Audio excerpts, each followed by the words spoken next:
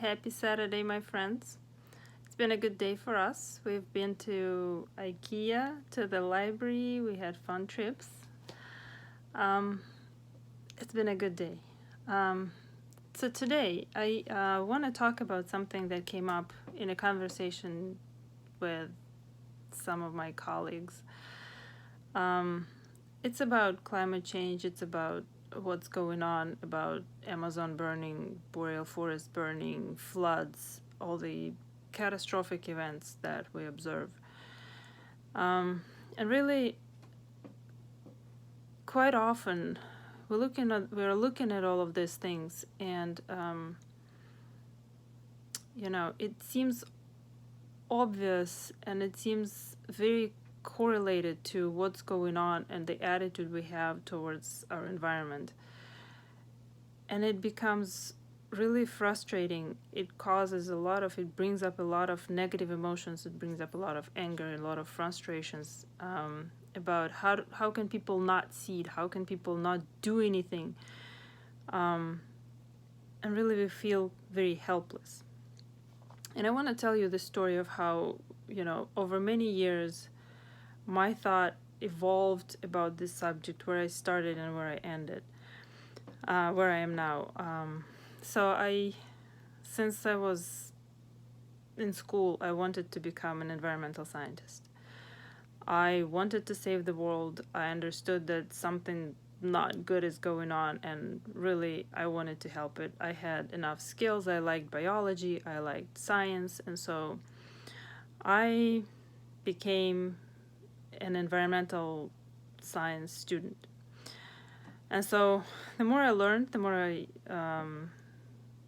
upset I got, I would say. By about third year of college, I decided that, this humanity is doomed. It's going to destroy itself. So there was no point even trying. But I had my own goals, so I finished a college degree. I went to grad school in atmospheric science now. And really, I had this, very gloomy outlook about people just destroying themselves because, there is no point convincing that I couldn't see the good coming out of any of what's going on. So a few years later, I softened up a bit, and I figured, well, maybe not all the humanity will be destroyed. I looked at all the pictures and videos from the Chernobyl zone and how nature took over where people left. And I thought, well, Earth survived a lot of things. Maybe it will survive humans. Humanity will destroy itself, but the Earth will be fine. And maybe, just maybe, some people will survive and they will have no choice but to evolve into a race that will learn the hard way to treasure the environment, treasure their home where they live, because they will have seen everything that happened. And so a few years later, a few years I lived with this, maybe humanity will evolve into something else, and I'm very curious to see into what. But, I happen to believe that end of the world will happen, and that, that is very much the humanity is doomed for me. And I wasn't, I didn't think much about it, but this was the outlook I had.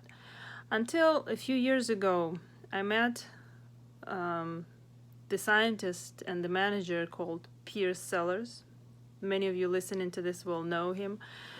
And it's amazing how a person who I've met only a few times can affect life so much. He was, I liked him so much. He was funny. He was very smart. He was very friendly. Every time I met him, he talked to me a few times, and every time it was a treat. And so Dr. Piers Sellers, he was a former astronaut, former biospheric scientist, former manager of the science division at NASA Goddard. And he fought cancer for a few months, and he died a couple years ago of cancer.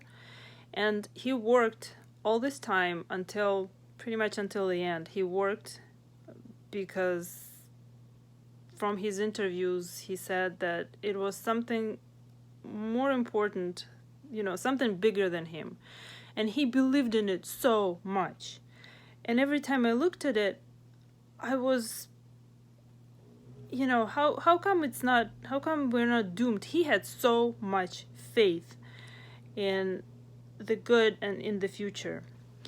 And this is when the puzzle came together for me. I had an insight that was so valuable to me, and I'd like to share it with you. So, I realized that each of us, every person born into this world, we know we're gonna die. I mean, this is not news. This is a guaranteed 100% that every one of us will die. And yet, we strive to live the best life we possibly can. We do our best we put every effort to live the best life and enjoy as much as we can. Even knowing that the life will end. We don't think about it, we just live the best life. And I realized that the same can be applied to the entire human race. Even if I believe that the humanity will end, there will be the end of the world as I maybe know it, and, well, quite possibly the humanity will speed it up, but it doesn't mean we need to give up. It means that we need to live the best life we possibly can and enjoy it as much as possible. And to me, it also means that every person, wherever we are in our own spot, we have to apply all our talents. We have to do whatever we possibly can to make this world a better place. I understand that saving the world is not the scale of any individual person, but every person needs to apply their own talents to make the world a better place near them.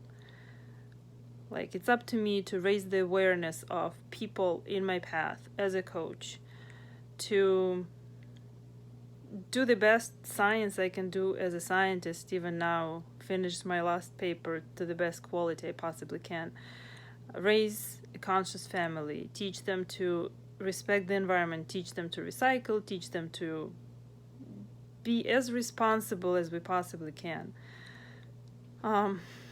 Build a church because it's in my power, or help build a church because this is something that I can do and this is something that my talents call for. So when each of us in their respective places does the best they can, keeping their integrity, keeping their honesty, really not compromising any gifts that we are given, and being honest, doing the best we can, I'm sure the world will last longer, and I'm sure that we may delay the end of the world by doing this. But there's no need to be for the gloom and doom to set in. We really need to live the best life possible and enjoy it as much as we can. So that's my message for today. Do the best you can with what you have, wherever you are. All right, have a good night. I'll see you tomorrow.